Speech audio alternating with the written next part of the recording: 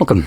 In front of me I have the Logitech G512 X, and I'll be going over unboxing along with a quick look at the keyboard itself and give you my thoughts and opinions about it as I check it out myself.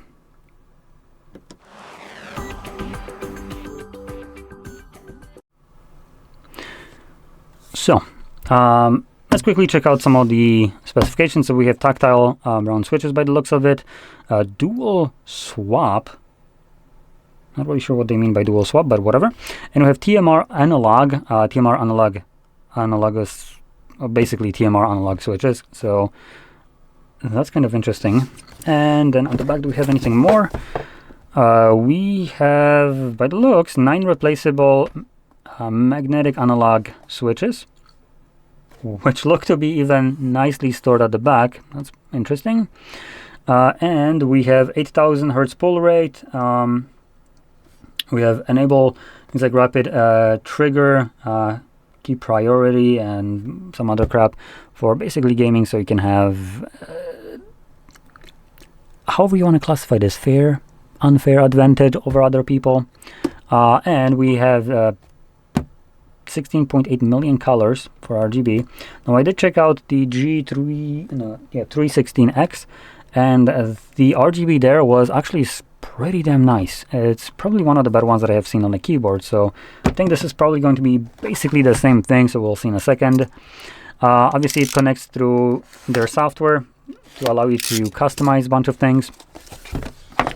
But anyway, getting into it.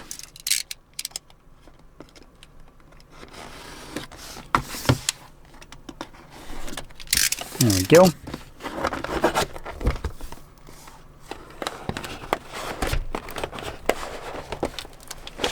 Okay, packaging. It's a little bit better than the 316.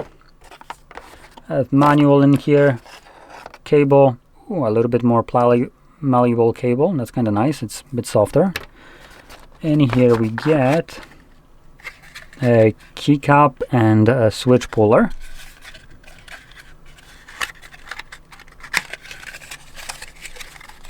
There we go. So that's how they look like. Seem pretty nice.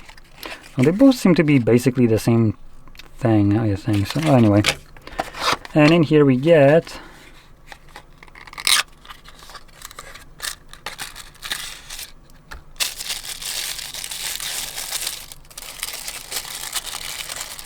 a different buttons, so arrow keys and escape key. So that's what these are.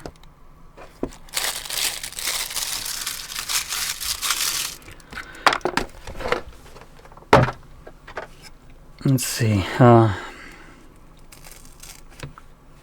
So here we have the G Hub. So basically tells you to download the program for this. And taking it out, here's the keyboard. Ugh. Huh. Anyway, we have 2 different dials right here. It is wireless as far as I can tell. At least I freaking hope it is.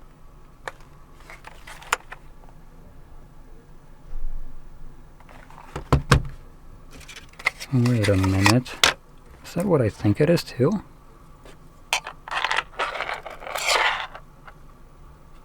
Oh my god, it is. Damn, that is pretty nifty.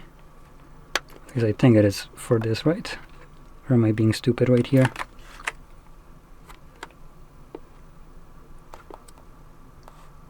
Seems like it's designed to be like a stand.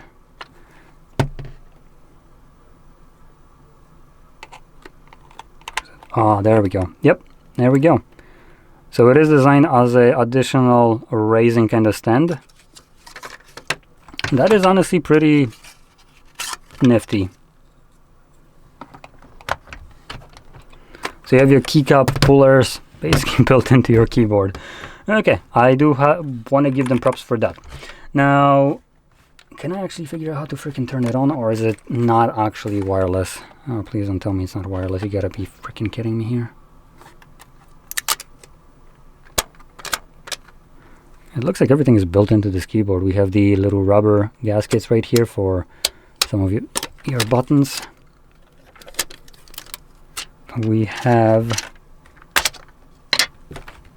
the different switches right here. But you know what? Quickly checking. What are we looking at here?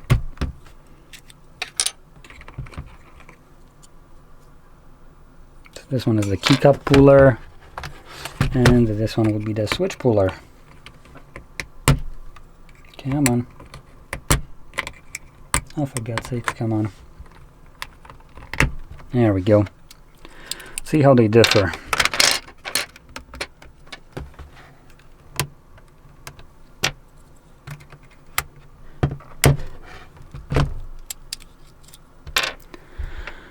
Okay, so the magnetic ones are purple, as you can see.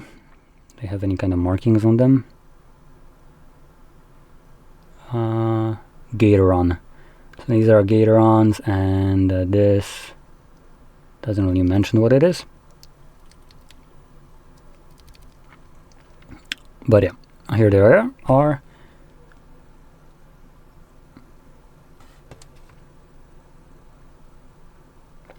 Ooh, interesting. So just to put it out there, these switches don't have any pins in them, as you can see.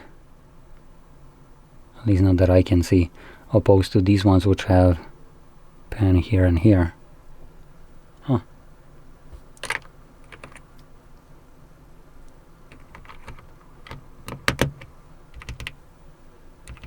And obviously these become a linear, opposed to these ones which do definitely have like a feelable switch position. Anyway, let's just grab the cable, plug it in, as it looks like this is not a wireless keyboard. Oh wow, that is a bit of a RGB. Okay, so they automatically work.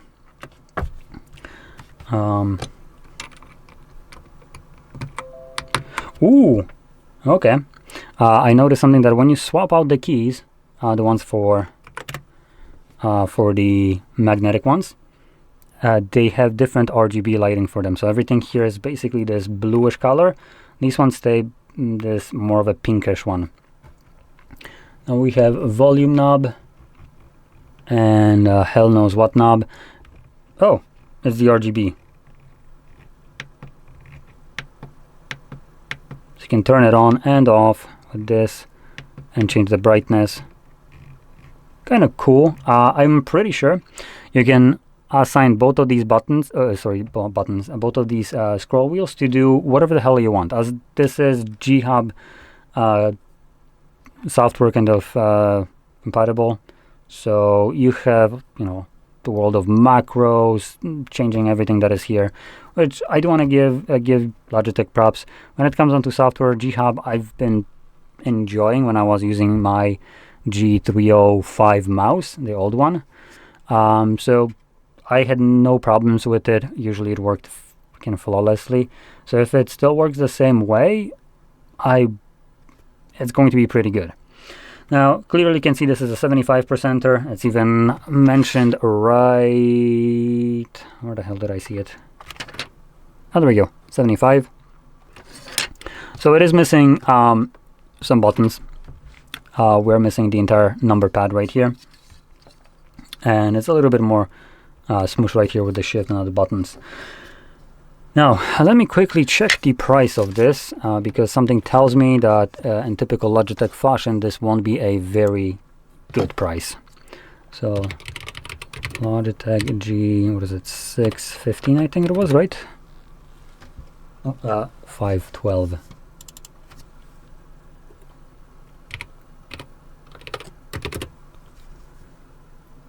Okay, oh, holy shit. Okay, so this is not the most affordable keyboard, especially for what it offers. We are looking at about 180 freedom dollars. Wow. Okay, yeah, like I expected. Logitech is definitely not messing around here with the price.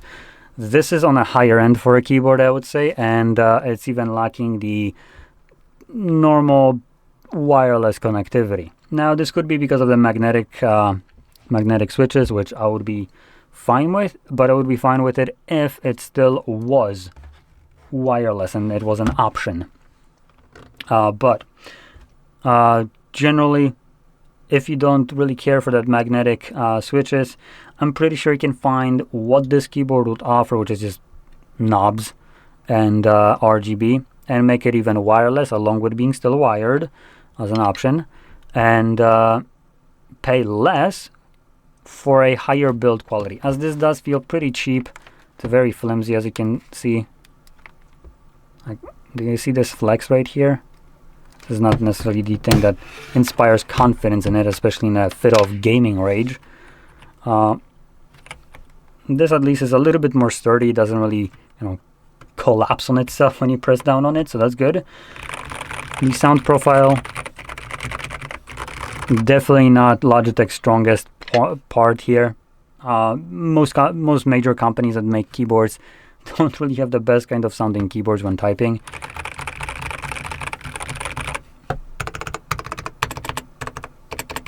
Yeah, you can hear the metal clunking right here.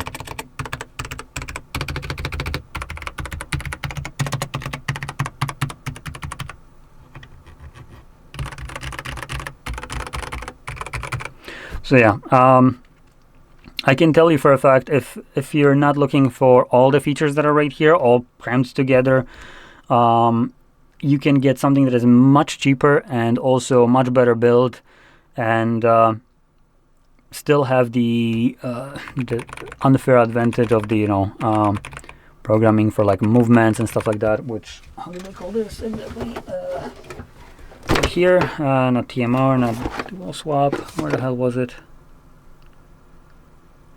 But basically, whatever you want to call the actuations, where you can just kind of be doing the fake sway kind of thing while holding one button and doing, moving, just spamming the other one. So that's available nowadays on, I would say, a lot of keyboards, definitely ones that would be priced like this one. You can find this while being wireless.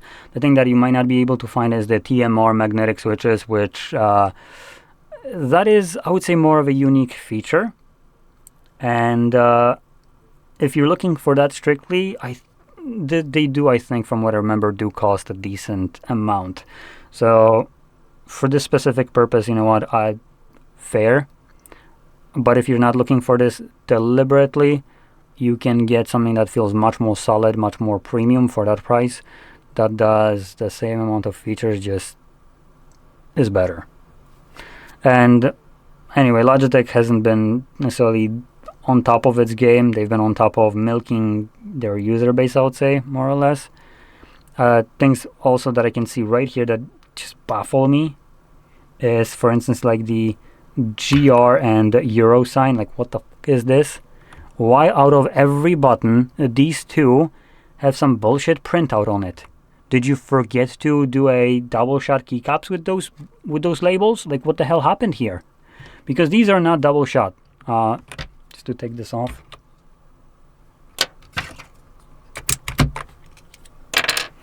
You can see that it is double shot only where there is a 5 and %, but the Euro is not.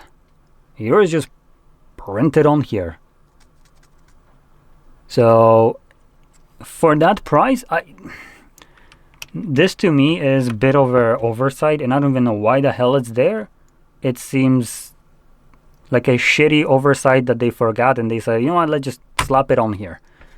But then, like, no other button has this. Like, why the fuck 5 has the Euro sign, but then no other button has any of the other signs? Like, what happened here? Why does the GR appear under Alt and there's no other labels for any of the other buttons? I mean, other than the typical ones that you see, like these, right? So it doesn't make sense to me. It just looks like some cheap piece of shit where you just got like a sticker because something was not right and you had to put it on here. For nearly $200, I don't consider this to be a acceptable looking kind of solution. For this amount of money, these, if you had to put these labels on here, well, then double shot them just like every other keycap. Anyway, that's just my take on it. I do also want to point out these buttons have one more set of labels, which you probably didn't see, which is on the side. Now we have different, I think, sets right here. Like, it's almost as though it's wireless, but hell would I know how to turn it on wirelessly? If some of you even can, but I don't think you can. We also have the caps lock right here printed on with a little LED light, which again just adds another kind of weird print.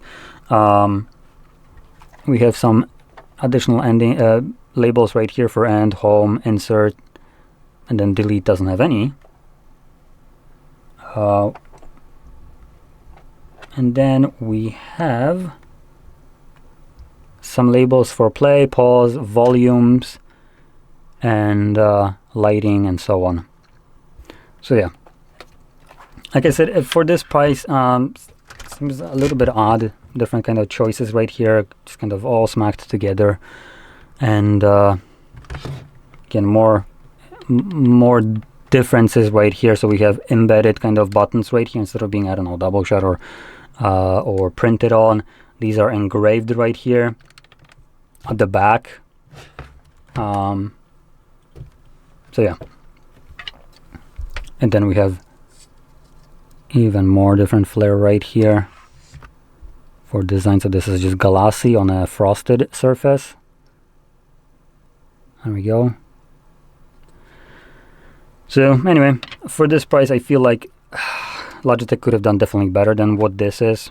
But again, magnetic TMR kind of switches and keyboards that actually have, like, you know, they're not like on off only.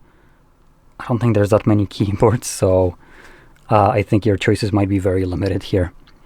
Anyway, that being said, I hope you find this very helpful in some way. And if you did, don't forget to hit like, subscribe, and thanks for watching.